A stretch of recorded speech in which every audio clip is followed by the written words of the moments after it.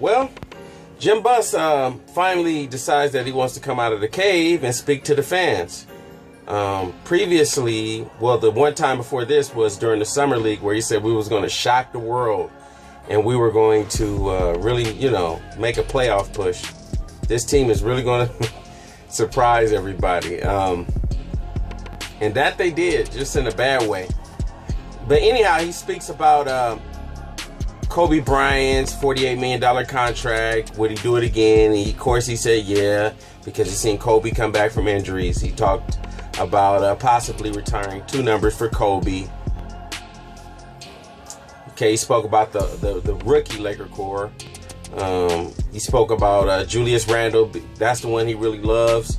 He spoke about how D'Angelo Russell will come back next year way better than what he did this year to prove everybody wrong. Larry Nance, he's very proud of Larry Nance. The progress that Larry Nance has made. Now, the more important thing is the offseason. So what he spoke about in the offseason was, in the offseason, I'm going to do a lot of trades. There's going to be some acquisitions made because of the $50 to $60 million that they have in cap space. What else? Yeah, so be on the lookout for some trades and draft picks. But he wasn't too specific, but he says, where he did get specific is, he said that everything's going to change immediately during the summer. And he's going to get some quote-unquote, the Lakers are going to be quote-unquote back on top, which I thought was a bad way to... Okay, back on top and immediately. If you're the second worst team in the NBA, how the hell do you go from the second worst team to back on top? Somebody tell me. It's probably been done before, but I don't know. But anyhow, Jim Buss says that he's going to get the Lakers back on top, which I felt like he was overselling, and he's going to do a lot of under-delivering. But I got to give him a shot. It's been built up that after Kobe leaves, this is going to be the big...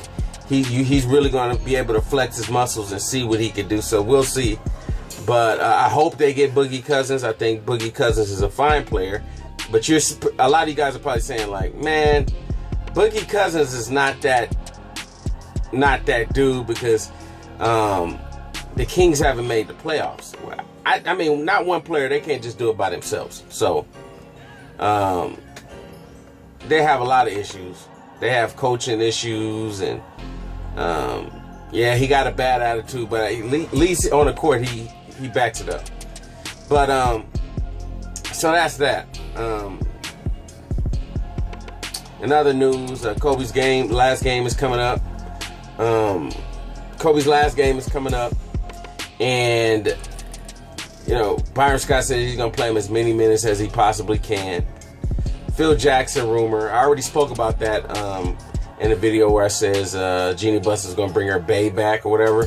But if you guys thinking that Phil Jackson is going to come here, replace Jim Buss, and we're going to just start hoisting championship trophies, you got another thing coming, because just look at New York.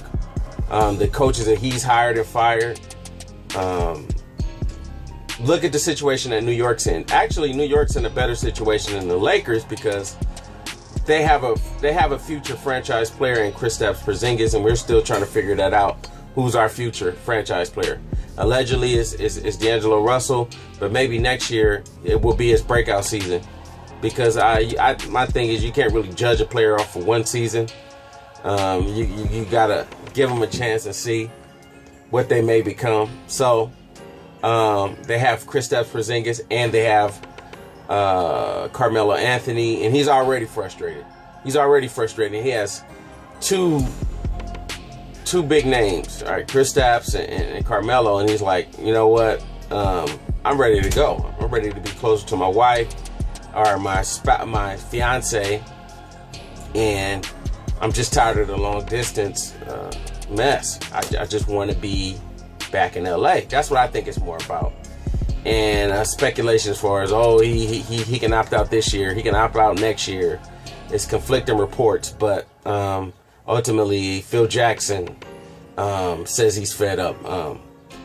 I just, like I said, I just don't see it. I just don't see him coming back and being this wonderful head of basketball operations, if so, because he just doesn't have the patience with rookies. If you guys think Byron Scott is terrible with rookies, just read Phil Jackson's first book, how he was, where he was slamming Kobe, you know, talking about how immature Kobe was, or just look how he treated players that were drafted on the Lakers. He kind of, their thing wasn't drafting players. Their thing was trades and figuring out how to get good role players to join a team.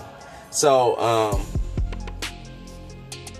yeah, so that's that. I just don't, it's possible. I mean, anything's possible, but I just don't think it's going to be this magical fairy tale that a lot of you guys think is going to happen. It's going to be a lot more BS, because I think he was feeling real salty that Steve Kerr is winning all of these championships and he's kind of stuck over here in New York, and he's like, damn, I got Derek Fisher.